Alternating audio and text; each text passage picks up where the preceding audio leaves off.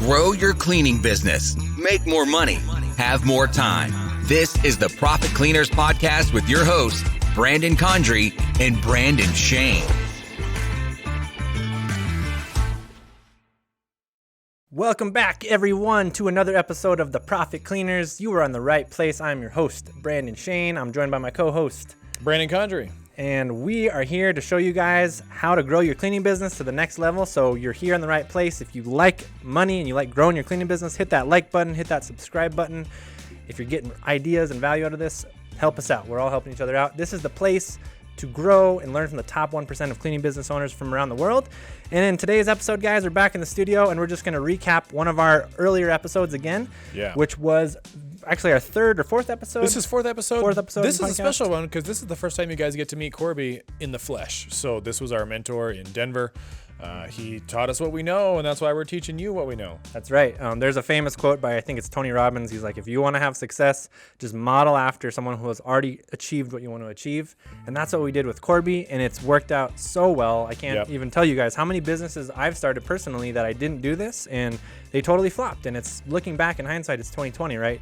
But just this business, I can say, I think a big part of the success we had was taking that system, taking someone who had gone before us, who already had some arrows in their back, maybe, but they could tell us what not to do, what to do better, and that was huge. Yeah, the beauty of the mentor is that he's got 15 years of experience at this point. Corby's pushing 20 years of experience in the cleaning industry right now, and so we were able to hit the ground running as if we had been in business and made 15 years of mistakes and 15 years of successes, and so that's what this episode is going to be. You're going to learn all about how we did that, why we did that. Plus, Corby's just a cool dude in general to hear him talk. Yeah, so you're going to hear the kind of behind the scenes story of how Corby started his business. As Brandon said, he's actually started in the commercial space, and just that whole story is really fascinating.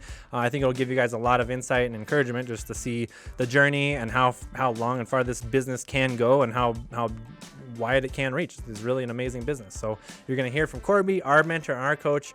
You're also going to hear from him a lot more in future episodes, but you're going to learn a lot from this guy. He's awesome. So, all right, guys, enjoy. Leave a comment if you have any feedback, and we're happy to adjust. And in the meantime, keep it clean. Keep it clean.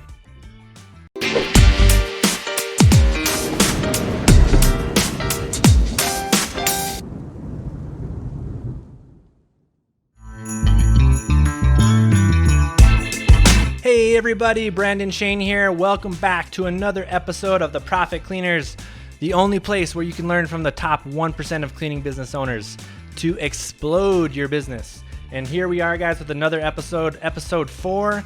Really exciting content for you guys today.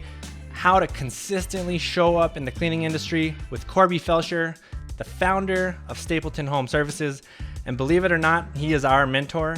And we're so excited for him to join us, just for you guys to get to know him, hear a little bit about his story, how he started out up in Denver almost 20 years ago, just cleaning hospital rooms and a little bit of commercial, and then how he switched to doing homes. He's now got over 40 employees, and he is just doing big things, shaking things up and making waves up in Denver. So we're really excited for you guys to just listen some of the highlights and some of the insights that Corby has. But today we're going to learn how Corby got the idea to start his cleaning company, how it evolved from, again, cleaning clinics to homes in Denver. And we're also going to discover how to build a solid foundation for your business so it can thrive for decades to come. You're also going to see how Corby consistently developed systems in order to adapt to constant changes, again, all while managing 40 employees. You're going to learn how Brandon Condrey and I got inspired to follow in his footsteps and kind of the story there, how we got all this started, how we just sent him a random gift in the mail, and then the rest is history. The important stuff with word of mouth and why getting referrals from loyal, satisfied customers is really key. We're also going to talk about the secret sauce, keeping long-term customers so your business always has a solid, reliable foundation. And we're going to top it off with Corby's actionable tips on what you need to start off your business on the right foot or keep it going in the right direction. So without further ado, guys, I want to jump into the show. Apologize if we have a few audio issues. There's just an initial call. We're going to get better on the settings there. But again, guys, thank you so much for being here. Thank you for supporting the show. Apologize, we've been kind of away building our business the last few weeks. We haven't published a lot of new episodes, but we're getting back on it. We've just seen how much you guys have been supporting us, reaching out, asking questions, hopping on the live trainings and stuff we're doing. So again, stay to the end of the podcast. We'll give the link out for that, for the live training. And again, thank you guys so much for all your support. Keep sharing out the podcast. Give us a like, give us a review. Before further ado, let's jump into the episode. with Corby Felsher. All right, everybody. So welcome to the call today. We have a very special call with the one and only Corby, our mentor, our coach, the guy that helped us start all of this several years ago back in 2017. So we want to make an introduction to him and just share the story of how Corby got started, how we all got started together, and just kind of go from there. So you guys know kind of the backstory of how this all started, and it's kind of a cool story. So we're going to jump in. Corby, let's introduce you. Welcome to the call. Welcome to the podcast, Profit Cleaners. We're so excited to have you, and we're so excited for all the future stuff we're going to be sharing with people. But let's just introduce you now and dive in and tell people a little bit about yourself and how you got into the cleaning business. Yeah, what an introduction. Thanks, guys. The one and only? I don't think that's ever been said. The man, the legend. Yeah. Wow. Thank you. I'm very excited to be a part of this too. This is pretty fun stuff. New technology for me, so bear with me. Yeah, if you want me to give you a brief overview of our existence, is that how you'd like to start? Yeah, I can. Yeah, just tell people a little bit about you and Stapleton, how you guys started. Well, I was born, poor child in Wisconsin on a dairy farm. No, I wasn't. I was born in Wisconsin though, and I moved to Colorado in about 1992 after I graduated from University of Wisconsin. And about 10 years after that, we started a small cleaning company in, about year 2000. We cleaned clinics throughout the city of Denver and children's clinics. And my business partner and I became pretty successful in that pretty quickly. And there was a need for systemized cleaning. At that point in the clinics, they were not getting consistent cleans. They'd hire whatever company to come in and do whatever process they normally do. And we immediately started to develop systems. And I moved to Stapleton in 2002, and I was at my house, and this young lady comes to the door and knocks and says, "We would like to clean your house. We'll do it for free." And she was very presentable and gave a good pitch. I'm like, wow, yes, please come clean. And while she was cleaning, I was just thinking, wow, I would like to work with this person. And I was thinking more for the commercial side. She was a young gal. She was probably 19 at the time, cleaning with her cousin. And before she left, I said, what do you think about possibly expanding your model and working with me to take on Stapleton? And at that point, Stapleton was just 200 houses. Now we've got, 10,000 houses here, something like that. And from there we went. Anna and I worked together to kind of build a good cleaning core here. We gave away free cleans to get started. And I think we cleaned about 10% of all homes right off the bat. And we had great retention and started taking those systems from our clinics and applying them in the houses. And we worked out of my garage, and it was just the two of them. And we've expanded, obviously. Now I'm almost 18, 19 years later, and to nearly 40 employees, and still just operating in Stapleton as it's grown, and just continuing to develop better systems. We never stop at that. And that's kind of been the backbone of our success, is the systems. And that leads us to working with you wonderful folks in Albuquerque. You moved here, Brandon, and you dealt with our company, and that's how we came together. Yeah, I did. I'll jump in and just tell them how we did it from our end. So my wife and I moved to Denver from Las Vegas. I think that was in 2007, I want to say, something like that. We originally lived in Park Hill. I did try and get Stapleton to come out and service us in Park Hill because I had seen the car at a neighbor's house, but you guys shut me down and said that no one's going to come out there. But it was because you had some legacy customers that you did service that were outside of Stapleton, which is why I saw the car. But Stapleton was like I could throw a rock at it, but I was outside of your service area, so no one would come do it. But we had a kid in 2014. We outgrew our tiny house like right away. And so we had wanted to be in Stapleton. It was a very family-friendly neighborhood, and we wanted to be in there. And so we sold our house and jumped over there. That was when 2015, and the market was crazy hot. We got 30 offers on our house after it being listed for a day, something like that. But we moved in. We finally got Stapleton Home Services. I distinctly remember this. My wife remembers this, but Corby, you rode up on a beach cruiser. You had super long hair and you were wearing flip-flops, and you walked in and did the estimate in about, 30 seconds. Bing, bang, boom. I know the floor plan. No worries. Here's the cost. See you later. Like, And I remember telling my wife, I was like, I want that dude's life. How do I ride around on my bike with flip-flops on all day as a job? And she remembers that. And then, I had a job. We stayed in Stapleton for just about a year. Everything was getting super expensive. We doubled our mortgage payment when we moved to Stapleton. And so we decided to move, back home to be closer to family so our kids could know their grandparents and things like that.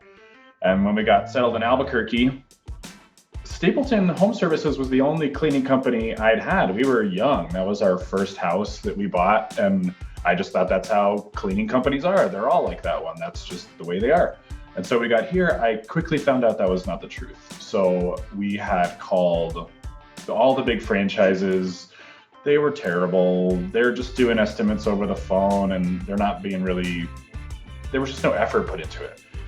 And then what we ended up with was a housekeeper, her and her sister, and they were great. But, you run into problems with housekeepers, reliability, scheduling, cars that break down, and so we can't get to you today, whatever it is. And so I was very unhappy at my job. I was ready to bail. And this was what we zeroed in on. Brandon and I have been hanging out for probably a year at that point, and we were always bouncing wacky business ideas off each other. I was like, dude, let's start a cleaning company. What's going to be cool that we'll show people later is that I have these emails. So I have the email where I told Brandon we should start a cleaning company. And then I have the first one that I sent to you, Corby, that said Albuquerque Home Services ? And then I told you that I was a previous customer and do you want to do this? And yeah, you were super receptive. So that kind of got the boat rolling, the show on the road. And here we are 3 years later, and we're approaching 30 employees and 7 crews in 3 years, and it's just going gangbusters. Dang, wow. Yeah, this has been fun. I mean, what a great experience this has been for myself and Lindsay and Luis, the directors of State Home Services, to work with you all and see this incredible growth that you've taken on in Albuquerque. How fun. It's really fun to watch and be a part of. Thanks, guys. Yeah, it's been really good from our end too. I mean, it obviously worked for a reason. So I do think that Stapleton Home Services is unique in the cleaning world, and that's why we were able to just come in here.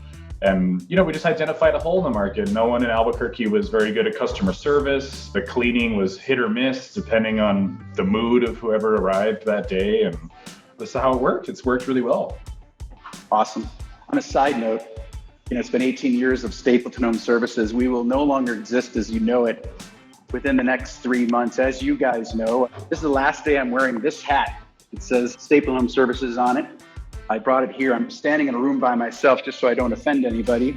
Right. And that Stapleton Airport was named after a mayor who apparently was part of the Ku Klux Klan back in the day, and that has brought about some serious change here in our neighborhood. With all the current events, very sensitive events, the neighborhood has decided to change the name, and we're named after the neighborhood. And so we are searching for a new name, and we are not going to stay with Stapleton Home Services.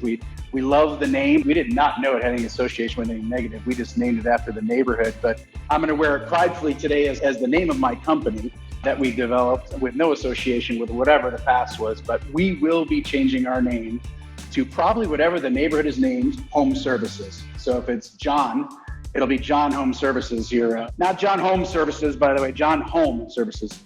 Right. Yes. Yeah, so I mean, when I lived in Stapleton, I just thought it was named after the airport. I had no idea what the connotation was or that there was an ongoing conversation in the background. I had no clue until, the events of 2020, which have changed lots of things. So yeah, I mean, we're happy to brainstorm some ideas with you, but you'll end up being Central Park Home Services or whatever park they name it after us. And for those that don't know, Denver has the highest amount of per capita parks in the nation, and you can't walk a block without running into a tiny park, especially in Stapleton. They have those pocket parks tucked around all the little corners. Yes, we have a lot of parks. I think when they developed the neighborhood, that we took on the old Stapleton Airport, and it's quite a big chunk of land, and the agreement was that there'd be 33% open space. So they put a lot of parks in here. One of them is Central Park, and that is the leading name right now for our new name. But Central Park Home Services might be the future, but neither here nor there. Same company that's working with you. Sounds a bit like Manhattan to me. That's going to get confusing for people. It sure is. All right, that's the history right there. What else do you want to cover? Yeah, well, I just wanted to interject because a lot of the stuff we're talking about on the podcast in general is kind of reverse engineering success, modeling success. And I think that's kind of what we did in the beginning with you, Corby, was we reached out to someone who was leading, who was doing a really amazing job, that just so happened Brandon lived in the same city and was able to experience your business and your services and the systems that you'd put together. But what was really cool is we got to go up, we had several phone calls with you before all this actually got going, just feel it out more. But kind of what we're unboxing and unpackaging in this podcast and just sharing with the world is kind of what we learned along the way, and just a lot of the things that you shared with us. You kind of like took us under your wing and you kind of opened the hood of your car. We even went up to Stapleton a few different times and got to document exactly what you were doing behind the scenes in your business. So I think right now what we're doing is just kind of unboxing that and just kind of starting to share that with the world, because we realized how much it changed our life and how much it helped us and how fun it's been working with you. And so we want to kind of replicate that another level out to the world in this podcast, and just continue sharing that, continue sharing what's happening under the hood, behind the scenes in our businesses, and just all the things we keep doing to grow. So just want to thank you so much for helping us get this far. It's been so epic, so awesome. Yeah, it's been as much fun for me and as much a benefit for us as it is for you. It's been so much learning for us. You two young guys constantly changing and innovating. We put our innovative shoes on also, and we love, specifically during this tough time that we've been going through the last few months, our team has been soaking up what you two gentlemen have been putting together here, some of the changes you've been making and some of your agile moves that you're making to make your company not only adapt, but to be stronger in the future. I love seeing it. It's great. And that's one thing that we are learning right now, is that we have a lot to learn. We have more to do. That's the fun part of business, I think, and specifically the industry we're in. It never stops. This has brought about a lot of changes, but when this is all over and there's a vaccine and we go on to normal, I think the innovation is going to be even more. I mean, I think the ideas are flowing, and our industry is nowhere near where it's going to end up in 5 years. And specifically our two companies, I think we have kind of a benefit of Staple Home Services had kind of a unique situation. And I bring it up, I talk about this quite often, is we're working in a bubble. Brandon, you live here, you know how this bubble is. It's like living in Mayberry. There is 30,000 people here, but it is Mayberry. It is a hot network of people continually talk about every single thing and have opinions of all of them. And that's a wonderful thing. It's a tough thing if you're running a business that's not quite good. If you're running an okay business, this town will tear you up. One bad review in this, you could have a downturn as you're getting going, and you won't even get your foothold. There's some neighborhood groups out here can destroy you in a second. We knew that right away. And we worked in this like under a microscope continually from day one, from 18 years ago, and we continue to. And I think that alone, because you can have a successful financial company and operate like a Molly Maids, Mary Maids, all these franchises operate, and you could be successful, but you cannot be a great company if you operate inside that world. Those companies don't work well in Stapleton for one reason. There's no way that they can make all these people happy. It's impossible. Those operations, nothing against Molly Maids, Mary, I just named some names there, but those big franchises don't seem to hit the mark. They can hit the mark through a big city, throughout all of Denver and traveling all over the place. People with good marketing, they can get in there. But a sustainable and continued growth like us under this microscope, you have to develop systems that work. You cannot have people that are untrained out there cleaning houses. You have to be better than the rest. Not saying better than just a few competitors. You have to be better than all the competitors. There is no in between. You have to be better. You don't have to be perfect. You just have to be better than all the competitors. And that's something we realized early, and we're still under the microscope, and we like it. It works well for us.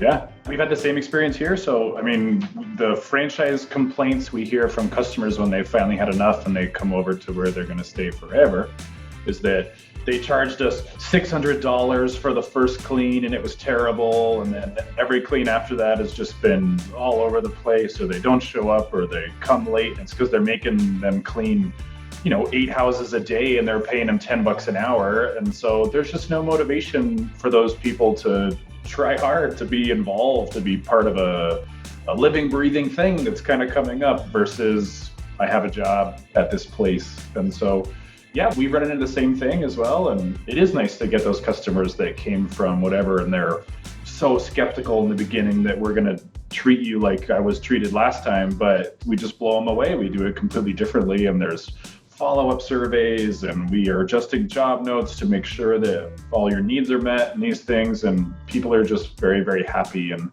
we've now gotten to the point with the community where, for instance, I'm on Reddit a lot, and someone will ask in the Albuquerque subreddit, does anyone know a good cleaning company?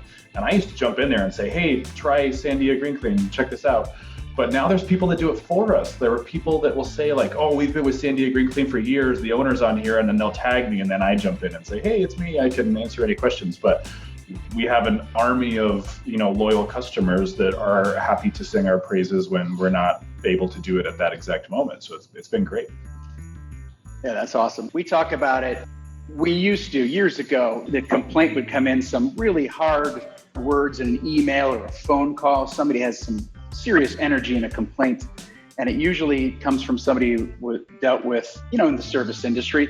People are just generally mad before the service even comes, talking about the plumber, whatever, you know what I mean? It's just that way. It's a normal reaction, but I can't remember a time when we had a complaint where it didn't turn into a positive for our company and for that customer. I don't remember one. And so when they do come in, there's no panic. If it does happen, something we missed or some mark we missed somehow, I know we just gained a customer for life. I'm glad they put that energy into that, because that same energy comes back over them as to our service, our customer service. If we miss something, we're putting in, like you said, you send out a survey and sub-surveys to make sure we're hitting those marks. You do follow-up. Well, that's not out there in this market for us. Those companies aren't there. And then that customer slowly becomes a customer for life, because they're not used to that type of reaction from the customer service side and by the cleaning technicians themselves, as you've witnessed, I'm sure. Yeah. I was just going to say, I always tell Brandon, the loudest customers are also the loudest when you make them happy. So if they're really upset, they bring all that energy and emotion. Well, if you make them happy, like you're saying, you make a customer for life, and now they're going to direct that energy and emotion towards telling everybody how great you are. So it's a great strategy. Just take care of your worst customers, make them happy, and then they'll go tell the whole world. That's right. Yep. Corby, don't forget how we sealed the deal with you. We sent you an Alexa after we had our first phone call. I still have that. You sent me back this email. It was awesome. You sent back, let's see. Thank you for the awesome gift, but you signed off at the end. Alexa, make an appointment for next Wednesday at 10 a.m. So awesome. Yeah, I now have that Alexa in my son's room, my 17-year-old son, who sleeps till about noon. And about a year ago, I figured out the feature that you can just start talking. You can intercom it. You could just say, get out of bed. Yeah, so I start talking very softly. Hey, buddy, it's your dad. He loves it. 7 a.m. when I'm heading to work, Yes, yeah, that was an excellent, what a great way to start a business relationship. So smart. You guys are smart, You don't had mess me at around. Alexa. Yeah. You had me at Alexa. Yeah. That was excellent. Nice. Yeah. Good stuff. I mean, I think we kind of covered what we were hoping to in the intro call, yeah? I think so. I was just going to ask Corby, if you could just think of one tip that you could give people out there. If they're starting a cleaning business, they already have a cleaning business, what would be one of your biggest tips you could offer out to add value? Yeah, that's an interesting question. Sorry to put you on the spot, but yeah, I know you talk about systems all the time, and it could be something like that, or... I mean, the systems thing is huge. I mean, but the two things. One is passion. I mean, you two gentlemen have passion for business, and for not just business, but something that you're going to operate for the rest of your life and feel really good about what you've done, not just as a profitable person, but as a human in existence. Like when it's all done and you look back, did you do some good? I mean, so I think all business should look at that, so you can, you rest easier, you sleep better. It should be attacked from that angle. It's hard to always keep that focus, but I think that's the most important thing, because then that drives passion, because passion wins, and passion can be felt through email to your customers. In this segment we're doing right here, I had it from the get-go. I felt it. I felt good about what we're doing, and I still feel good. So if you don't have that, maybe change what you're trying to do.